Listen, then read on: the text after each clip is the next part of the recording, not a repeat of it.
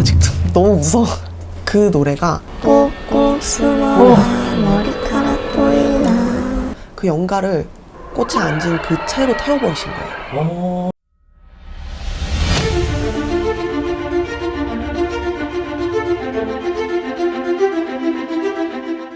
안녕하세요. 안녕하세요, 선우신당입니다. 네. 저희 앞전에 뭐 인터뷰 했을 때 네. 좀 무서운 이야기 좀 해주고 싶다고 하셨잖아요. 네. 살짝 좀 들어보니까 좀 저보고 좀 겁먹지 말라고 하셨잖아요. 맞아요. 네, 한번 이야기 한번 들어볼까 하는데 네. 이야기 한번 해주세요. 제가 아직도 그때를 생각을 하면은 몸에 소름이 좀 돋거든요. 그 정도로 저한테 있어서는 굉장히 영화 같고 무서운 얘기였는데, 저의 친어머니 신도님과 저희 신의 식구들이 함께 겪었던 일이에요. 제가 신을 받은 지 한 달쯤 됐을 땐가? 한 달이 채 안 됐던 것 같아요. 그때쯤에 저희 신어머니 신도님이 젊은 남자분이셨거든요.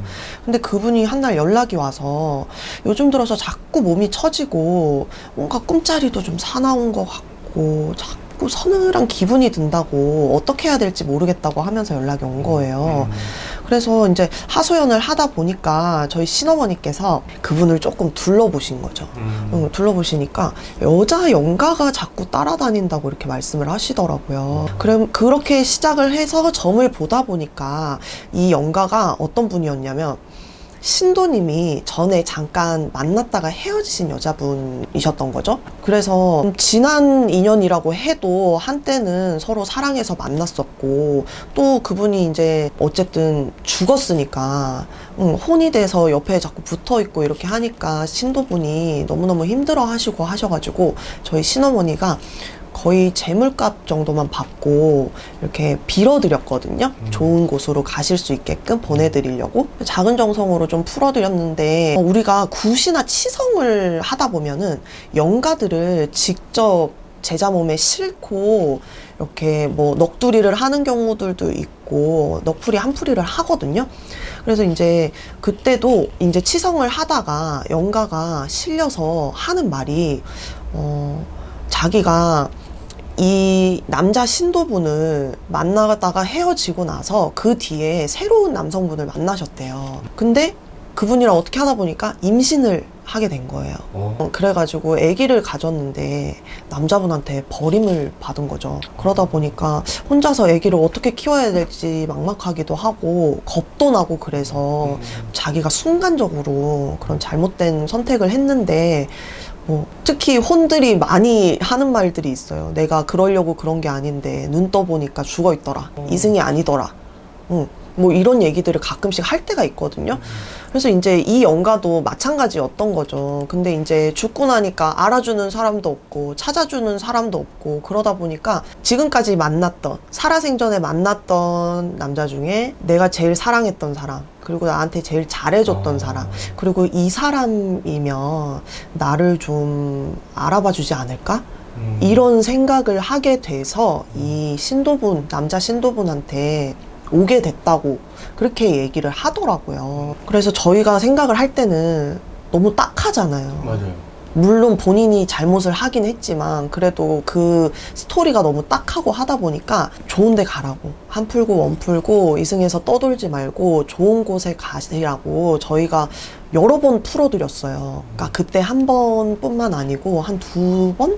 3번 정도를 더 풀어드렸거든요. 근데 이 영가가 조금 영악한 게, 가는 척 하다가 다시 돌아오고, 그리고 진짜 인사하고 갈게 미안해 해놓고 다시 돌아오고, 막 어디 숨어 있고, 그리고 또 따라붙고, 자꾸 그렇게 하는 거예요. 그러니까 이제 저도 그렇고 저희 신어머니도 그렇고 가족들이, 저희 식구들이 다 약이 좀 올랐죠.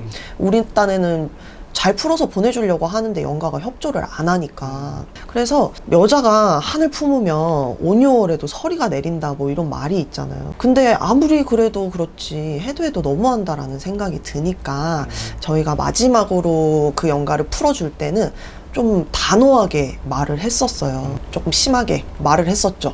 그러다 보니까 영가도 진짜 가겠다, 정말 미안하다 이렇게 하면서 정말 인사까지 다 하고 그렇게 보냈어요. 그리고 저희가 확인까지 다 했거든요. 이제 너무 그렇게 연기를 자꾸 하니까 가는 척하고 다시 돌아오고 하니까 마무리 확인까지 다 했는데 그러고서 그렇게 그 일은 마무리가 됐죠. 그러고 얼마 안 있다가 그 남자 신도분이 제주도 쪽으로 이직을 하게 되신 거예요. 그래서 이제 이 육지에 사시다가 제주도를 들어가야 되게 된 거죠. 제주도로 떠나는 날에 저희 신어머니 전환해서 저희 신식구들하고 신어머니하고 그 남자 신도분하고 해서 다 같이 식사도 하고 인사도 다 하고 그렇게 해서 이제 잘 다녀오셔라. 언제가 될지 모르겠지만 다음에 또 보자. 이렇게 하면서 헤어졌어요. 그러고 신도님 떠난 이튿날 오후쯤에 신어머니한테서 호출이 온 거예요.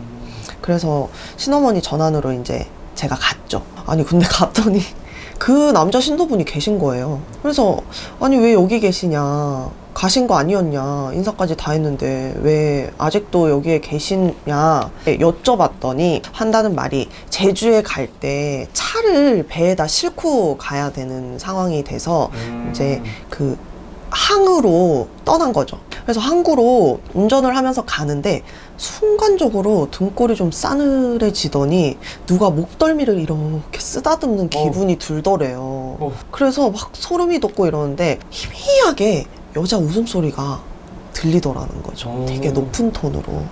그러면서 몸이 점점 굳더라고 하더라고요. 몸이 굳어지더래요.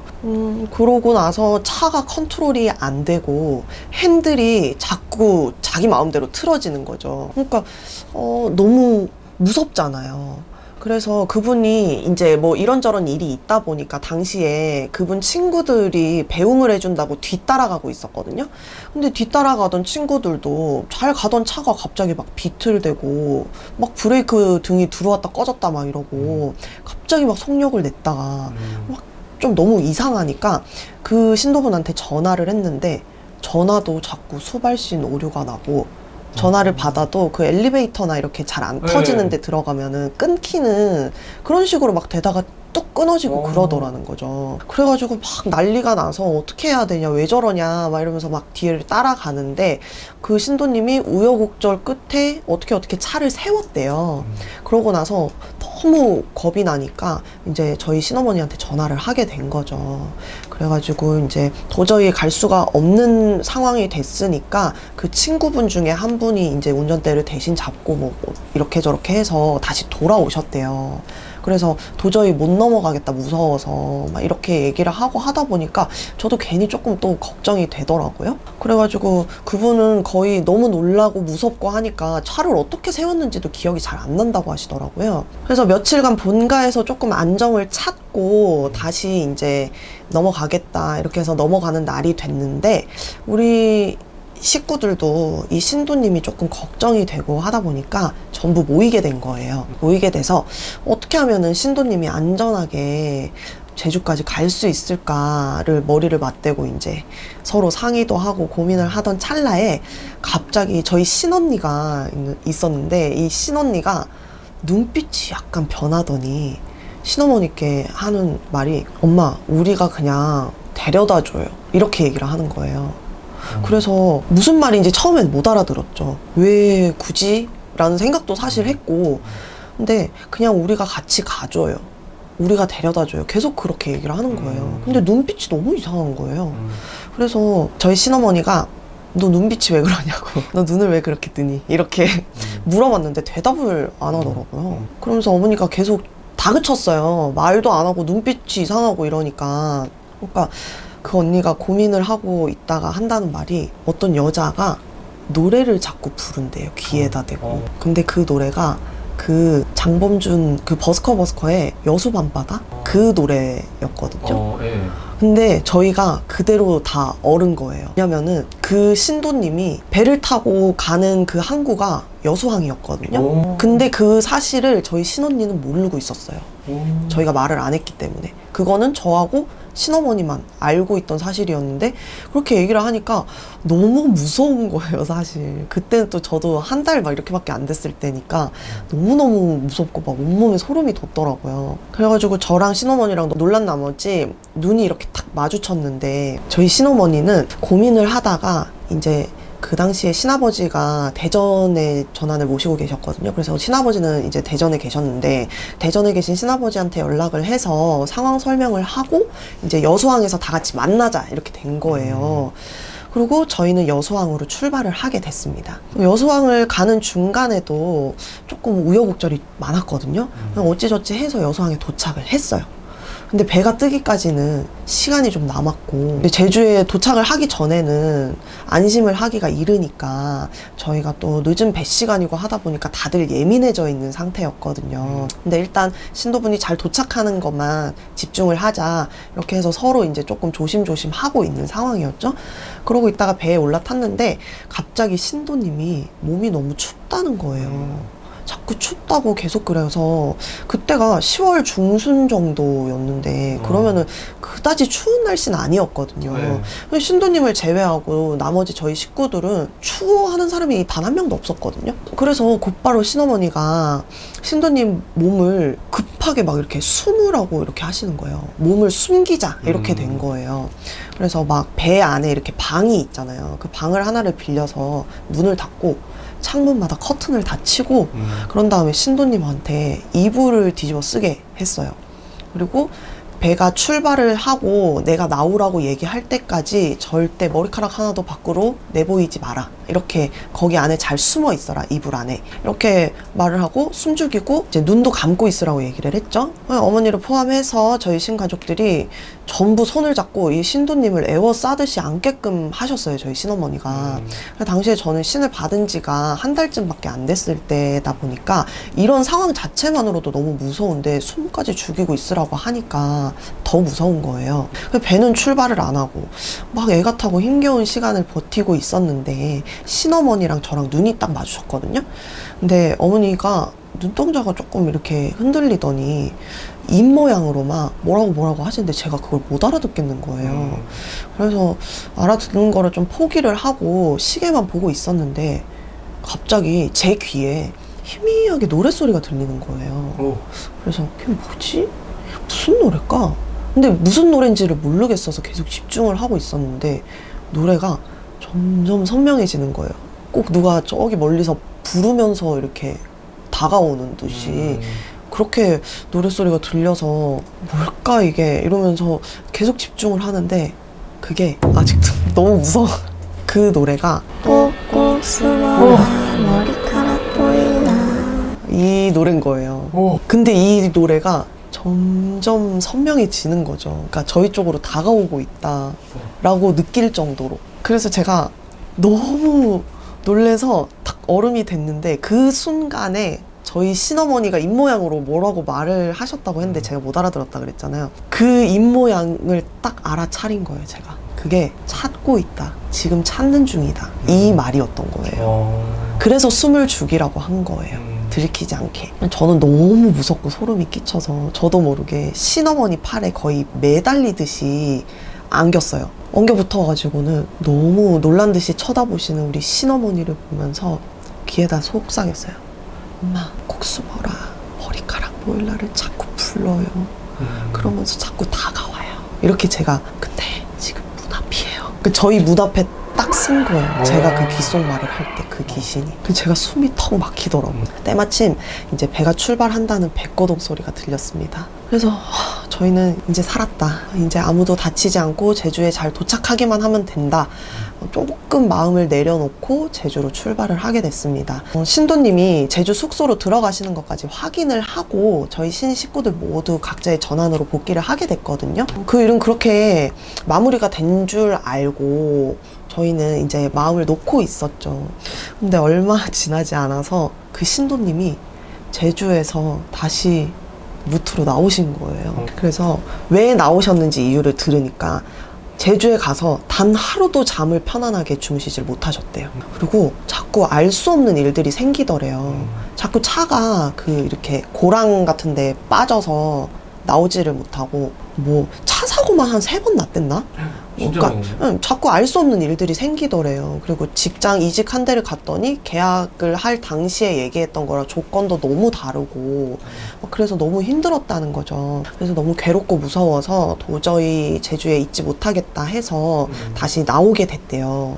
신어머니랑 상의를 하고 나서. 근데 속된 말로 그 난리를 치면서 제주까지 바래다 주고 왔는데 얼마 되지 않아가지고 이분을 다시 육지에서 보니까 솔직히 좀 허탈한 마음이 들더라고요.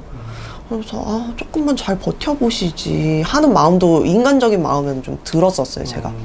근데 신어머니랑 상의를 하고 나서 내린 결정이라고 하니까 제가 뭐라고 말을 할 수가 없었죠.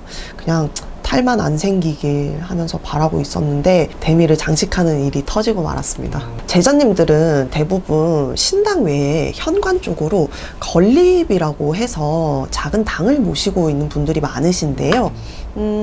건립이라고도 칭하고 대감당이라고도 표현을 합니다. 신도님이 제주살이를 포기하고 육지로 나온 지 며칠 되지 않았을 때 저희 신어머니 전안에 들렀더니 건립이 난장판이 돼 있는 거예요. 그래서 정말 그 당시에 영상이 있었었거든요. 신어머니 집에 CCTV가 있어서. 근데 그거를 제가 지금 보여드릴 수가 없어가지고 너무 아쉬운데, 제가 그 당시에 본대로 설명을 드리자면, 저희는 전안에다가도 초를 키기도 하지만 대감당이나 건립에도 초를 키거든요. 그리고 꽃도 갖다 놔요. 이렇게 뭐 조화로 된 꽃이라든지 이런 걸 갖다 놓는데, 그 당시에는 11월이 넘어갈 때였기 때문에 조금 쌀쌀한 날씨라서 창문을 열어놓거나 그러질 않았어요. 근데 창문을 안 열어놓으면 바람이 통하질 않으니까 촛불이 그렇게 심하게 흔들릴 일이 없거든요. 근데 건립 쪽에 초에 촛불이 이렇게 가만가만히 흔들리기 시작하더니 갑자기 거세게 흔들리더라고요. 그러더니 이 초 뒤쪽으로 그 인조 꽃이 있었어요. 그 꽃에 불이 붙은 거예요.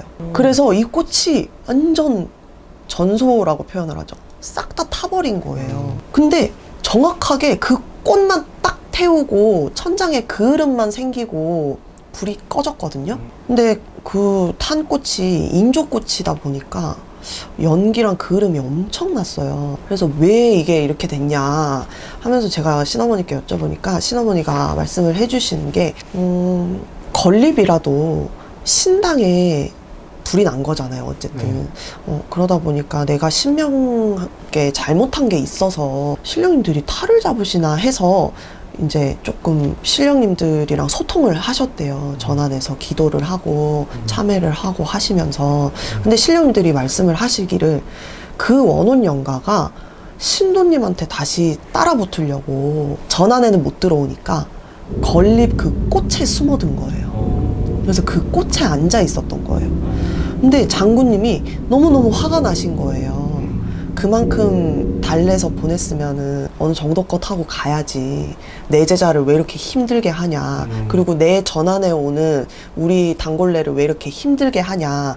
이러면서 너무너무 화가 나셔서 그 영가를 꽃에 앉은 그 채로 태워버리신 거예요. 그거를 기도를 하시면서 신령님들한테 그렇게 받으셨대요. 그래서 신에서도 지켜보다가 그 영가를 벌하신 거죠. 그 후로 그 신도님은 단 한 번도 그 영가를 보거나 느끼거나 혹은 그 영가가 아니어도 이상한 기운을 느끼지 못하셨고, 지금은 제가 알기로는 결혼을 해서 아기까지 낳고 잘 사시는 걸로 알고 있어요. 근데 저는 아직도 그 당시에 미스테리로 남았고, 그때를 생각을 하면은 조금 소름이 돋는 게, 근데 제주에 갔는데 팔이 너무 아픈 거예요. 내가 너무 힘을 줘서 어머니 팔에 매달려 있어서 그런가? 내가 너무 긴장해서 그런가? 이래서 너무 이상해가지고 팔을 이렇게 딱 걷어봤거든요. 근데 분명히 없었거든요. 여수항 출발하기 전까지만 해도. 근데 여기에 이렇게 사람 손자국처럼 멍이 탁 들어있는 거예요. 근데 이게 왜 생겼는지 저는 아직도 의문이거든요. 사람이 절대적으로 제 팔을 잡아당기거나 그렇게 꽉 잡거나 하지 않았어요. 근데 그렇게 선명하게 멍이 들 정도의 이유가 뭐가 있었을까가 아직도 풀리지 않는 의문으로 남았습니다. 세상에는 믿기 어렵겠지만 사실인 이야기들이 생각보다 많거든요. 그래서 저는 지금까지 말씀드렸던 게 제가 직접 겪은, 지금 생각해봐도 너무 믿기지 않고 영화 같은 이야기지만 100% 실합니다, 여러분. 저의 경험담을 듣고서 잠시나마 더위가 사그라드셨길 바라면서 지금까지 선우신당이었습니다. 네. 감사합니다. 고생하셨습니다.